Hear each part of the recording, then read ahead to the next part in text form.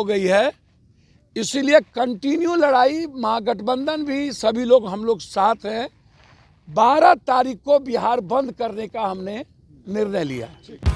पंजाब सरकार की post matric scholarship योजना 245 करोड़ रुपए आवंटित ताकि अनुसूचित जाति के विद्यार्थियों को मिले उच्च शिक्षा।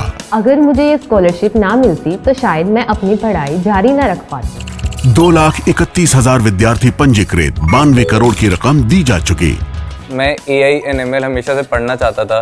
अगर स्कॉलरशिप नहीं होती तो मैं कभी भी एडमिशन नहीं ले पाता ऐसे कोर्स में। मुख्यमंत्री भगवंत सिंह मान की कोशिशों से पंजाब बन रहा है रंगला पंजाब। था कि ये जांच का विषय है, साल भर में जो परीक्षा पेपर लीक आउट हुआ है, प्रश्न पत्र जो भी सारे डिटेल हमने दिए हैं कि उसकी पूरी जांच हो। दूसरा, BPSC का जो नया एग्जामिनेशन हुआ उसमें भी जो क्वेश्चनायर थे वो बहुत ही बिल्कुल सीधा दिख रहा था कि आपने जो शंका थी वही बनी हुई रही और उसी तरह के क्वेश्चन को आपने लिया। BPSC के पूरे प्रकरण की जांच, उन्होंने आश्वासन दिया कि हम जांच करवाएंगे और जो लोग भी इसमें इन्वॉल्व हैं उसकी संपत्ति की भी जांच। इसमें यह भी मैंने कहा कि सिपाही घोटाले में संजीव की पत्नी का फोटो किसके किसके साथ है, क्या कारण है, कौन कौन नेता हैं जिसके साथ बैठ के वो मज़े ले रहे हैं, जो कोई अपने को कहते हैं कि मैं बड़ा आदमी हूँ, बड़ा नेता हूँ। सभी इन घोटालेबाज का जो रिश्ता है इन नेताओं से है, जो लोग BPSC या छात्र के बड़े हिमायती बोलते हैं। तो हमने पूरी जांच की मांग मैंने की है BPSC का, और मैंने कहा कि जांच वर्तमान न्यायाधीश से हो तो ज़्यादा अच्छा। आप हाई कोर्ट के जज से बात करें और सरकार से बात करें कि इसकी जांच हो जाए। तो एक व्यापक चर्चा हुई, गवर्नर साहब इसमें इंटरेस्टेड भी हैं। कल महागठबंधन के लोग भी मिले थे, उन मुद्दों को लेकर के भी गवर्नर साहब ने कहा कि हम लोगों से विस्तृत चर्चा हुई है। और पहले भी मेरी फ़ोन पर गवर्नर साहब से जब ये बेंगलोर गए थे तो इस संदर्भ में बातचीत हुई थी।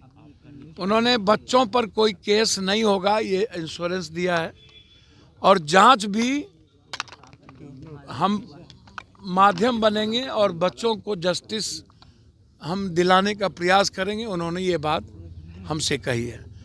अब आपको कुछ पूछना हो तो हमसे आप पूछ सकते हैं। अब देखिए, एक बात सुनिए, मेरी बात समझिए। मैं ऐसे कोई चर्चा नहीं करना चाहूँगा।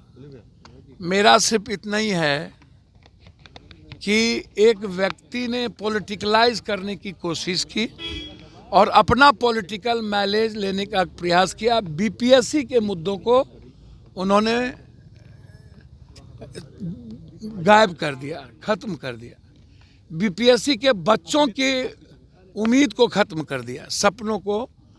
उन्हें राजनीतिकरण नहीं करनी चाहिए थी, ये बिल्कुल गलत था। अनडेमोक्रेटिक जो कानून इजाज़त नहीं देती है सिर्फ मीडिया माइलेज लेने के लिए, जबकि उनको कहीं 300 कहीं 400 व्यूअर्स मिला है, 800। आप अपना चैनल देख लीजिएगा कितना माइलेज मिला है उनको। तो वो गलत फहमी के शिकार हैं। तो मैं कुछ नहीं कह सकता हूँ। मैं उनसे एक सलाह करूँगा कि वह जिस तरीके से राहुल गांधी और तेजस्वी जी को कहते हैं नेतृत्व करूँ, आप क्या हैं, क्या आप होते कौन हैं कि राहुल गांधी या तेजस्वी यादव जी नेतृत्व करें? आप क्या टिट्टी की तरह आकाश टेकिएगा? तो उन्होंने 3 दिन मात्र पॉलिटिकलाइज किया है और BPSC के मुद्दों को गायब कर दिया, पेपर लीक के मुद्दों को उन्होंने गायब कर दिया।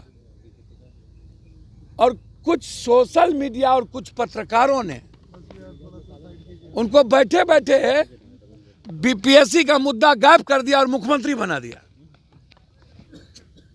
तो अब सोचिए ना, BPSC मुद्दा पर चर्चा नहीं और चर्चा मुख्यमंत्री का और नेता का, तो इससे बड़ा दुर्भाग्य बीपीएससी का क्या होगा। एक आरोप ये भी लग रहा है बापू जी कि नहीं, इस सब पर नहीं बोल। को हाईजैक किया, कल प्रशांत किशोर से पूछा गया, उन्होंने कहा भैया मेरी बात सुनिए ना, उठा है तो गांधी मेरी बात सुनिए ना, इनके और हम कुछ नहीं कहेंगे। हम उनको सलाह देंगे कि वो अभी जुम्मा 4 दिन हुआ नहीं कि आप राहुल गांधी को नेतृत्व करने के लिए सलाह देने लगे, जो देश के युवाओं के रोजगार की सबसे बड़ी आवाज़ है, और तेजस्वी को बोलने लगे आप। भैया राहुल, दूसरा आप अपना मार्केटिंग करवाने लगे प्रशांत जी।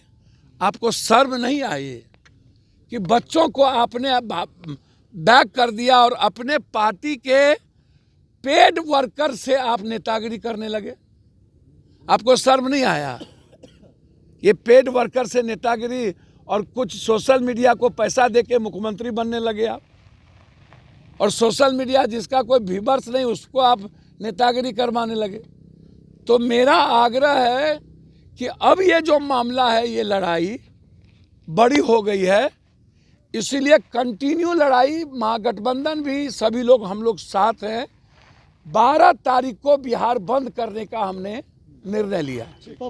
12 तारीख को हर की भैया हम अब हमरो नौता देन हूँ उनको। 16 दिन के बाद जो आदमी लगातार हर पेपर लीक आउट के मुद्दे पर लड़ रहा हो, और मुझे कोई मतलब ही नहीं है ऐसी राजनीति से, जब कोरोना और बाढ़ से राजनीति का कोई औचित्य पप्पू यादव का नहीं है, तो ये तो बच्चे से इन मुद्दों को लेके, नीट्स के मुद्दों को लेके हम लड़े हैं।